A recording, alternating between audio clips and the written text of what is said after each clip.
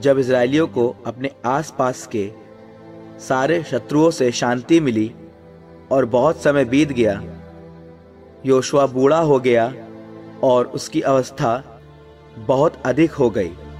तब योशुआ ने सारे इज़राइल को उसके नेताओं, मुखियाओं, न्यायाधीशों और अधिकारियों को बुलाकर उनसे कहा, अब मैं बूढ़ा हो गया हूँ और मेरी उम्र बहुत अधिक हो गई है। प्रभु तुम्हारे ईश्वर ने तुम्हारे कल्याण के लिए इन सब राष्ट्रों के साथ जो कुछ भी किया है, तुमने वह सब अपनी आंखों से देखा है, क्योंकि स्वयं प्रभु तुम्हारा ईश्वर तुम्हारी ओर से लड़ता था। देखो, यरदन से लेकर पश्चिम के महासमुद्र तक मैंने चिट्ठियों द्वारा उन राष्ट्रों की भूमि को तुम्हारे वंशों को दाएं भाग के रूप में दे दिया, जो अब तक वहां रहते हैं या जिनको मैं नष्ट कर चुका हूं।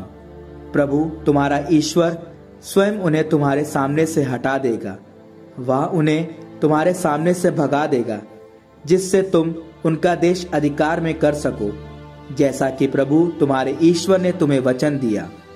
तुम मूसा की संहिता के ग्रंथ में लिखी हुई सारी बातों का सावधानी से पालन करने का दृढ़ संकल्प करो, और उससे तुम ना बाएं भटको और ना दाहिने। तुम उन राष्ट्रों के साथ संबंध नहीं रखोगे जो तुम्हारे बीच रहते हैं। तुम उनके देवताओं का नाम लेकर ना तो प्रार्थना करोगे और ना शपथ खाओगे। तुम उन देवताओं की पूजा या आराधना नहीं करोगे। तुम्हें अपने प्रभु ईश्वर से संयुक्त रहना है, जैसा तुमने आज तक किया है। प्रभु ने तुमसे बड़े और शक्तिशाली राष्ट्रों को तुम्हारे सामने से भगा दिया है, और आज तक तुम्हारे सामने कोई नहीं टिक सका है। तुम में से एक योद्धा 1000 योद्धाओं को भगा सकता है, क्योंकि प्रभु तुम्हारा ईश्वर अपनी प्रतिज्ञा के अनुसार तुम्हारी ओर से लड़ता है।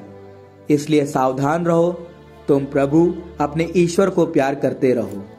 जब तुम उससे विमुख हो जाओगे और अपने बीच रहने वाले राष्ट्रों से संधि करोगे, उनके साथ विवाह संबंध करोगे और उनसे मिलते जुलते रहोगे, तो यह निश्चय जानो कि प्रभु तुम्हारा ईश्वर फिर उन राष्ट्रों को तुम्हारे सामने से नहीं भगाएगा, बल्कि वे तब तक तुम्हारे लिए फंदा और जाल बनेंगे।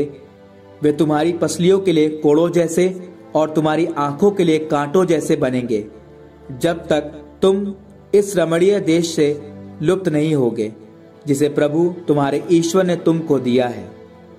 देखो, मैं अब उस रास्ते से जाने वाला हूँ जिससे सबको जाना है।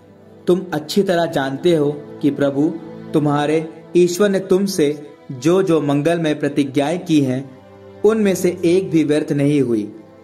हर एक प्रतिज्ञा पूरी हो गई है, एक भी व्यर्थ नहीं हुई। किंतु जैसे प्रभु तुम्हारे ईश्वर द्वारा तुम्हें दी गई प्रत्येक मंगलमय प्रतिज्ञा पूरी हुई है, वैसे ही प्रभु ने जिन जिन विपत्तियों की धमकी दी है, वह उन्हें तुम पर ढाएगा और उस रमणीय देश से तुम्हारा विनाश करेगा, जिसे उसने तुमको दिया है। यदि तुम उस विधान को भंग करोगे जिसका पालन करने का प्रभु ने तुम्हें आदेश दिया है, यदि तुम अन्य देवताओं की सेवा और आराधना करने लगोगे, तो प्रभु का क्रोध तुम पर भड़क उठेगा और तुम शीघ्र ही उस रमणीय देश से लुप्त हो जाओगे जिसे उसने तुमको दिया है।